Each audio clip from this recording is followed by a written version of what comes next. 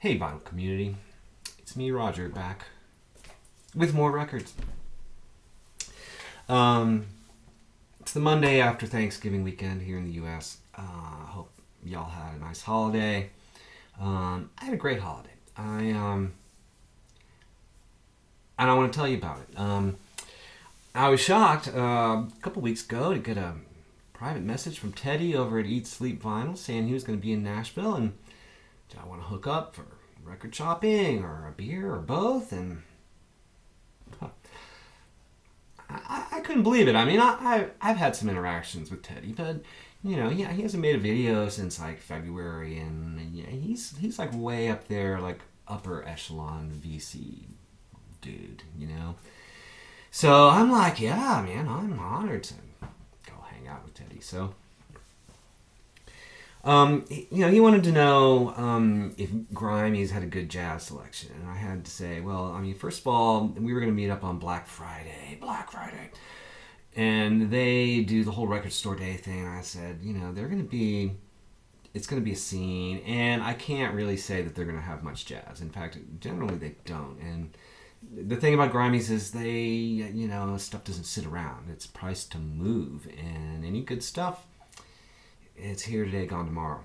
Here today, gone in 5 minutes.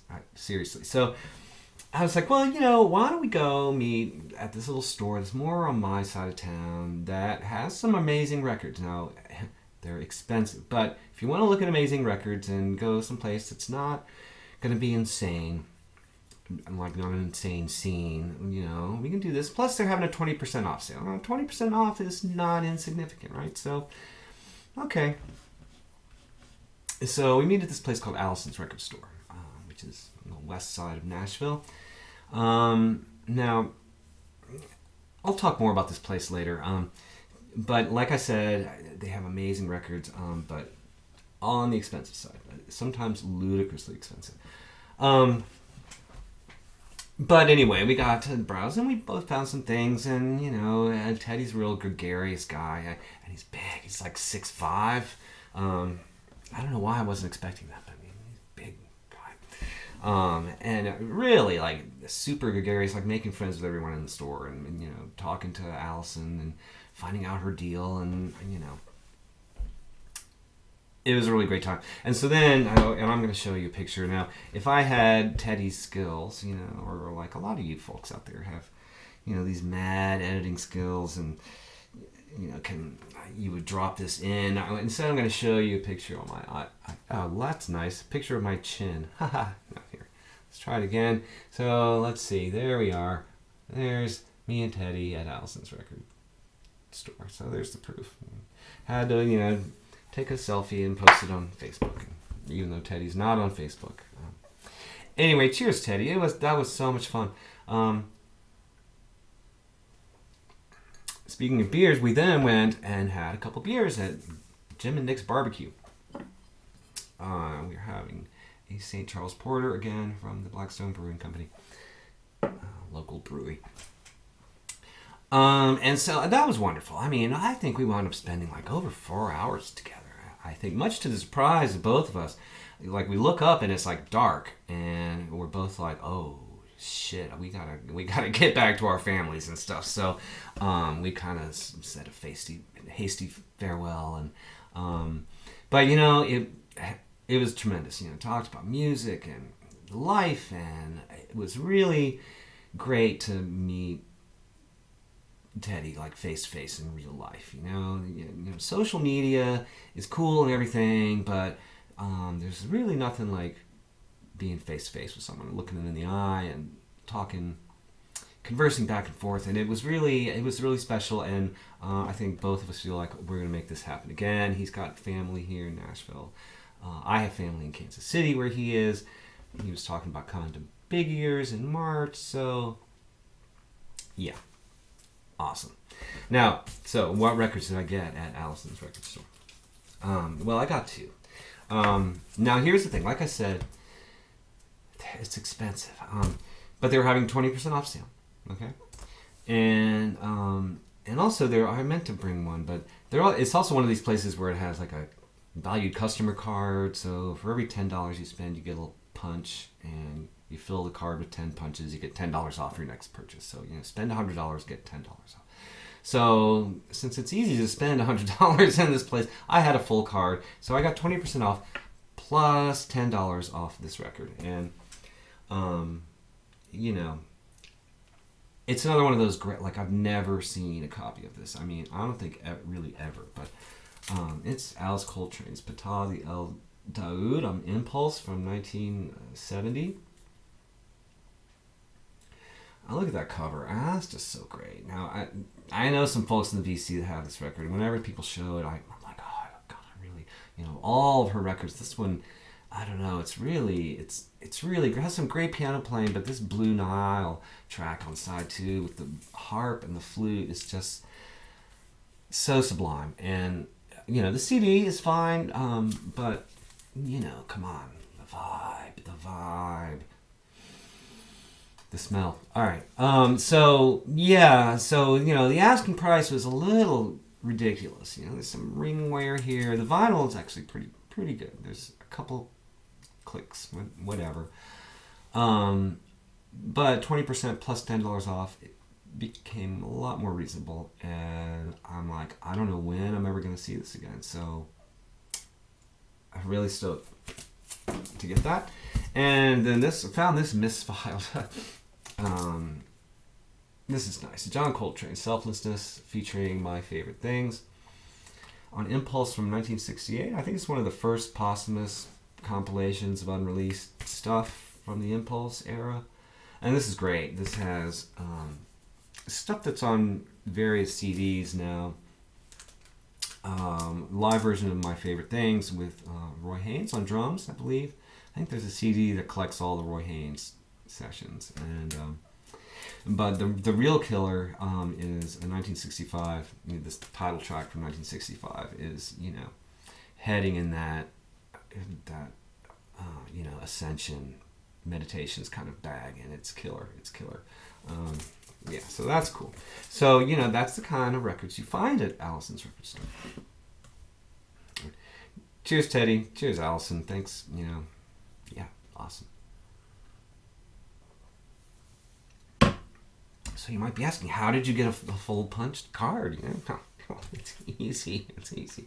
I'm not going to show you these in the order that I got them, but in fact, this is the one that I got the most recently because I had another punched card, and this had been sitting there.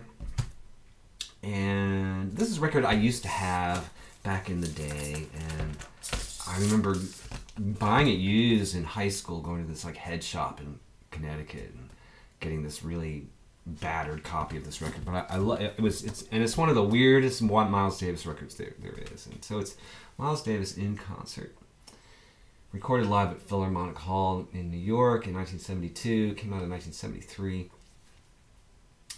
This is still sealed. 2-record set, special low price, and it also has a promo not for sale sticker.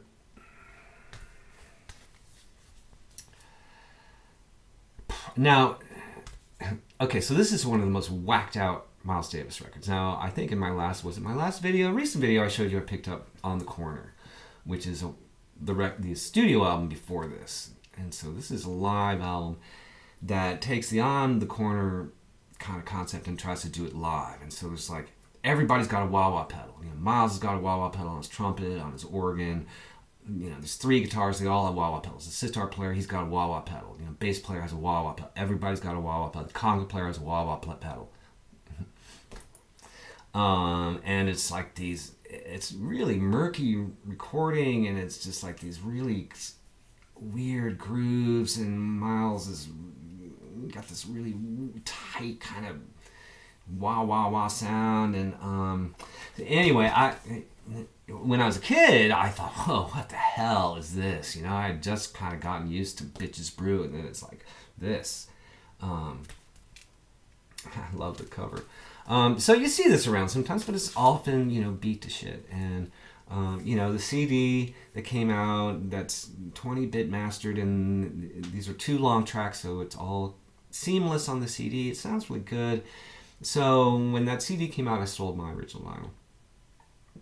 And almost immediately regretted it because, you know, the vinyls, you know, the vinyls. So this had been sitting in Alison's record shop for a long time. And I'm like, okay, I can take $10 off this, and it's still sealed. A little hard to put, you know, a price on it. And so I went for it. I got it. I'm like, it's back. It'll sit next to my copy of On the Corner. And now here's the question. Do I open it? See, and this is, Teddy and I talked about this, you know, this is where it goes into stamp collecting. You know, if I leave this sealed, that's stamp collecting, you know. If I don't ever open this and play it, it might as well be a stamp, you know. But it's damn cool. It's damn cool. And I'm really glad I have it. You know, what can I tell you? Records that do that to me, you know. Okay, so here's another one that, you know, I was like, oh God, this is more money than I like to spend on records. But again, not something you're going to see every day. Terry Riley's Persian Surgery Dervishes. No, it's this original French pressing on Shanti. Is that the label? Yeah, Shanti. 2 LP set, recorded live. The first disc in April of 71 in Los Angeles, and second disc in May of 72 in Paris. And so it's Terry Riley improvising on organ with tape delay and stuff, and it's wonderful. It's the Terry Riley that I really kind of like the best, and so I went for it. And you know, it's not perfect. You know, you know, you spend that kind of money on a record and it says, oh, mint condition, and there's actually, like, one side has a little bit of a mark on it, and it goes,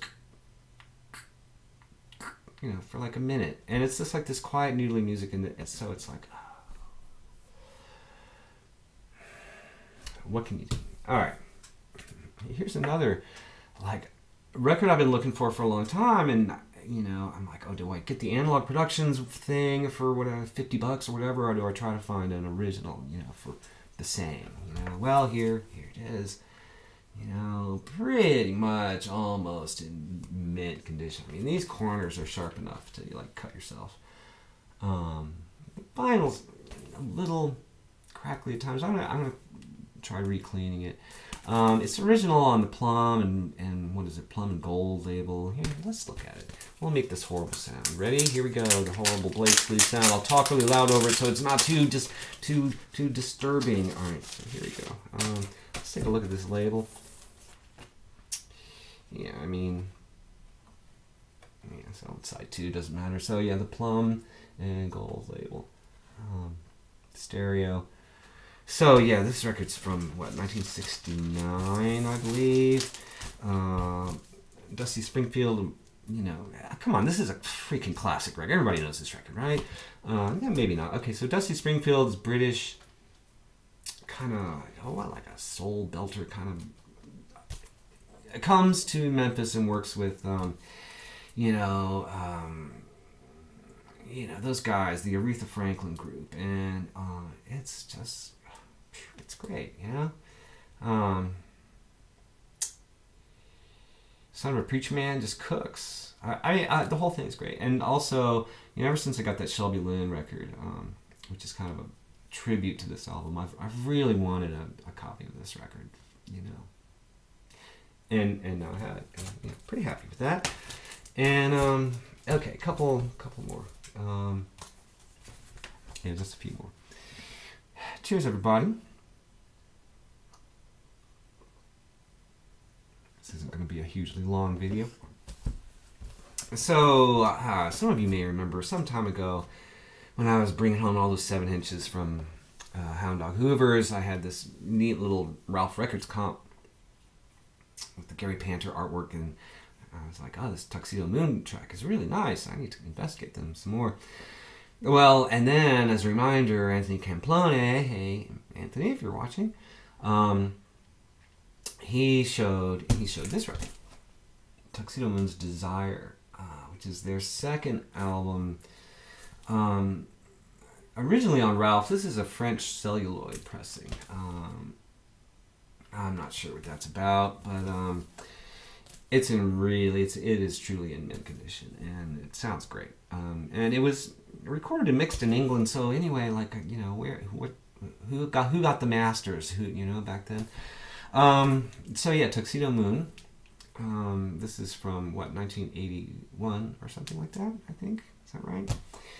And also this, which is a comp of some of the Ralph material, 1,000 Lives by Picture. And the highlighted tracks here are the tracks that appear on Desire. So, this is a nice comp, original on Ralph. And then I did not get this at Alison's, but as I was gathering these other Tuxedo Moon records, I found this at Grimey's for dirt cheap. An EP from 1979, Scream with a View. So it's 4 tracks.